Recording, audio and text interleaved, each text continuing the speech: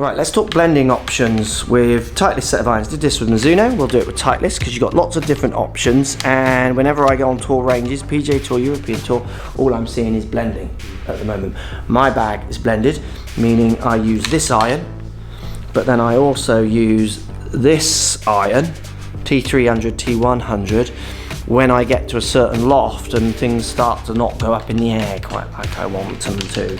So let's talk blending. What would be some good options of blending any of these sets, because many have these kind of staggered variations of their range. So before we get into the blending options video, what I want you to do is answer my question up in this card. Do you have a blended set already? Yes or no? So that means, do you have a set of clubs that isn't just from either one brand or one brand within that brand? Let me know in that card. Hope this gives you an idea of what you can do with golf clubs. All manufacturers kind of have these blending options nowadays. It's a common thing. Remember, if you like this kind of content, hit that subscribe button, hit the thumbs up button as well. Tell me in the comments if you want other blending options from other manufacturers. We'll do it for you. Back to the test. So we're going to start with a 9-iron. Hit away, Danny boy. In the muscle back blade to kick us off.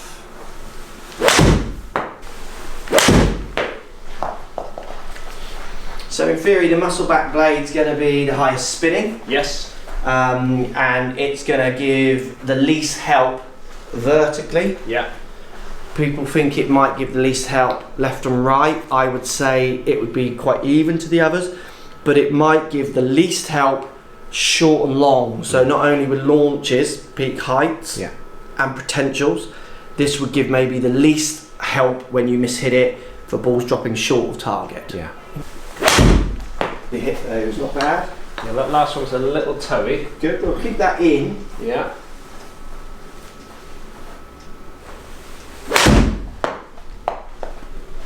Better strike, we'll like it. So we have one more with the 9, that'll be 5 shots captured, and you've got one that you would be pretty unhappy with, the others that you're not displeased with. Okay, brilliant. Let's go up in the range to the next 9-iron, which is going to be CB. Now this is the club you do game in a older so version? I play the 718 CB. Yeah. In these. Now, if you want full reviews of all of these clubs, we've done it. I'll put some links in boxes that will appear up whatever side I'm pointing at the moment for full reviews of what this club. But this club basically is stepping up one step in theory from the MB. I imagine in this one is going to be very, very close to what the CB would deliver in my head. It might give the player, again, a fraction more in launches, possibly. You might see difference in drop-offs, but I doubt it.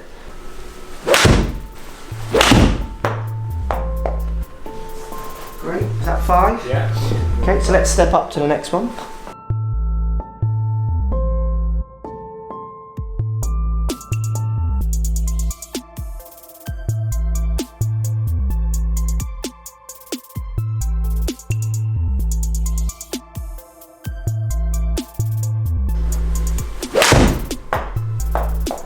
Okay, so we're going to do the same test with a 4-iron in a second, but let's just see how these are blending with a 9-iron to kick us off. So we're going to start with the MB. You can see the MB is the blade, it's the thinner top line, it's the most kind of brutal of all. This is a 7, dams it in a 9. He launched at got peak height of 31, launching at 23 degrees, spinning at 8.5. Then we stepped up to the CB, and you can see we now set that little bit of cavity. Similar on the soles, maybe a fraction thicker. Very similar on the top lines. You could argue the CB gets a fraction thicker, but it's not much in it. And very similar on things like offset. So this angle in here is very similar on both of those two clubs. So I'd expect these two to do very much the same. 134 yards MB, 133 CB. 23.9 launch to 23 with the MB. So you could argue the CB launched that little higher. Now we do have a 28 yard 128 miss hit in there from that data set, and you could argue we have a 129 in there miss hit on the data set. If I was to take those two out, the launches get less than a degree of each other, but with the CB going fraction higher, and then it's around 300 revs, 400 revs more spin with CB, where it's meant to be more spin with MB. And then they're going almost the same yardage, 134 to 135. So you can see as I put those two back in, the biggest thing that I see in those two clubs is what Dan does with them.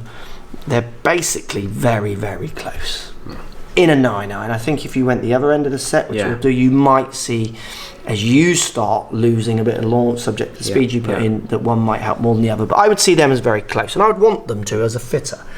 Then we go to T100. You would argue this is the most appealing out of the whole range. This is the one that Jordan Spieth's use, but then most club, like your club members, would use this.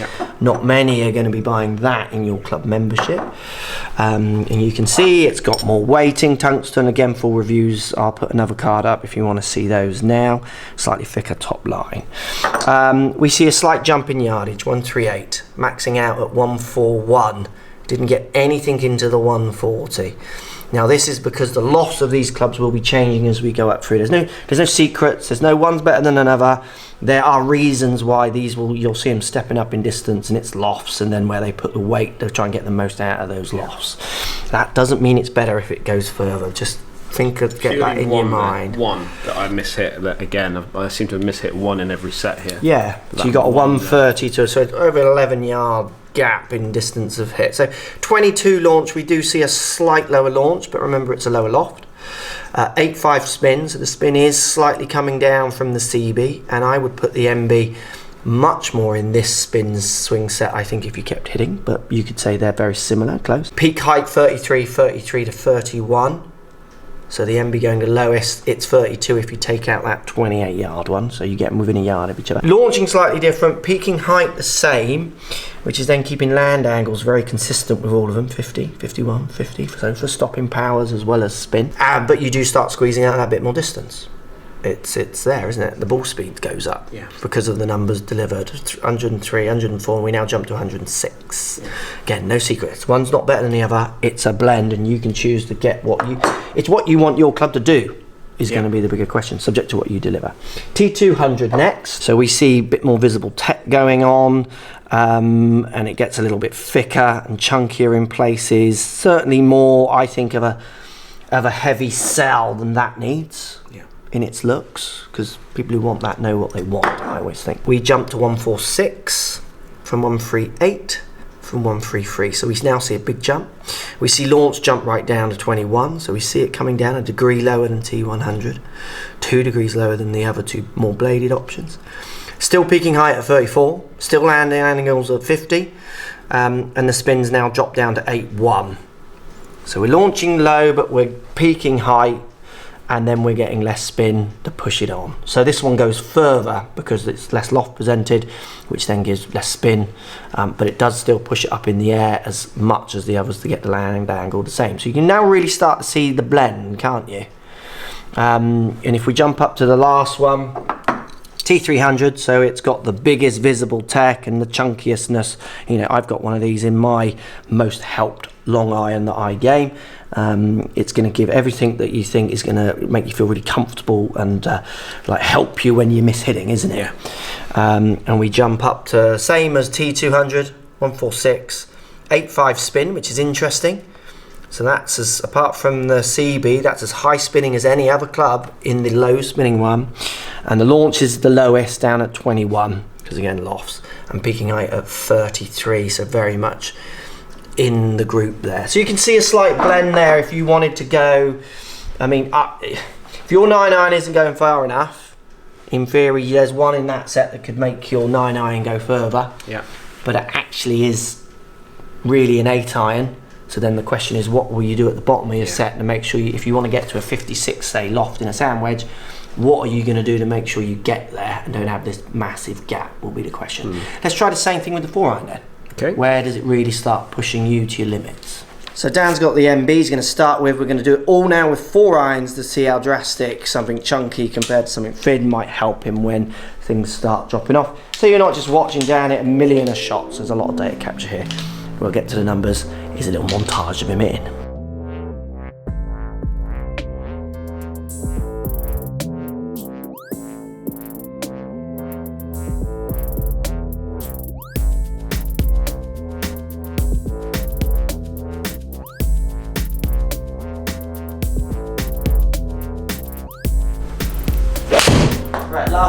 4-iron T300. Let's move that bowl. Right, let's see the blend with the 4-iron. Obviously, you would need to find out where your blend is as well. So again, MB starting off, bladed option, 184 carry. Let's just go through the yardages to start. CB goes to 188. T100 drops down to 184. Longest with T100 was 192, a 195 with CB, and a 190. So for you there on that test with 5 shots, T100 didn't do what I'd expected to do. No. I would argue you just hit 5 bad shots. Or this is more like these last two here are more like what I would get. 19192. I agree. And this is bang on for my current CB4 iron. Yeah. This is absolutely spot on. So the data capture with T100, I would argue you could capture more and it would fall more in line, because I've not seen any patterns with it not falling in line, basically. But that's a little point for you when you're testing. Don't be afraid to retest. If something comes out and you want to confirm it, retest it. If something comes out that you're surprised with, retest it. See if it happens again. Because there's always chat online about data capture and capturing more points, and capturing more points is great. I get that. The more data points you've got, the more info you got, you could kind of pull out a bit more information. Yeah. But then it's so much going to be about feels and what you bring to the table, that the more data points you get an individual to get, let's say you're hitting here, I mean, you're going to see fatigue playing into its point, and then if you do it over split days, I've said this before, you're going to have different feelings from one day to the next day. The human is always going to be the overriding factor in what goes on, no matter how many data points you get. T200, so we jump up to 197. So we do see a jump in T200, and then T300 we jump up to 200. So absolutely in a 4. How far do you want your 4-iron going? 195. So at the moment, MB is 184 average carry, so it'll get to 190, say, 6 yards of rollout. CB gets you very close to your 195. Yeah. T100, I'd like to retest, but gets you up to your 190, 5 yards short. And then T200 and T300 takes you too far. So if you were blending a 4-iron of those and you want it to hit 195, did you say? Yeah. You're going to have to go, well, T200 if you want it to go the longer side of carry of that number, and then CB if you want to hit that number. Yeah. So arguably for you, for someone who does game a 4-iron, I think, don't you? Yeah. There's no, you would blend maybe to a 100, but you would probably stay at a CB. So interestingly, I've just on the distance, because there's other factors in there. I have recently taken my 4-iron out of the set. Yeah. And put in just testing the T100 at the moment. Yeah. Purely because my 5-iron carry is on an average about 185. Yeah, so you're getting them too close. They're just squeezing in together. Yeah, so that's where then I would say T200 carrying at 197. Yeah. I know you can hit that 5 yards shorter on flight. Yeah. You just play a slightly different shape, which you're more than happy to do. Yeah. And then you've got a 4-iron that can be long, the number, and short. Yeah.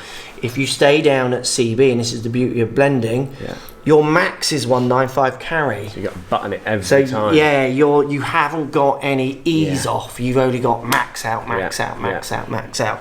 And this is the beauty of blending on a club like a 4-iron, where you might go put your hand up and say, look, I would like a little bit more out, because sometimes I want my 4-iron to go 210. It just because that's the flight in the wind, and my 5 wood, which is my other club, that do that. I don't like it going so high. Yeah.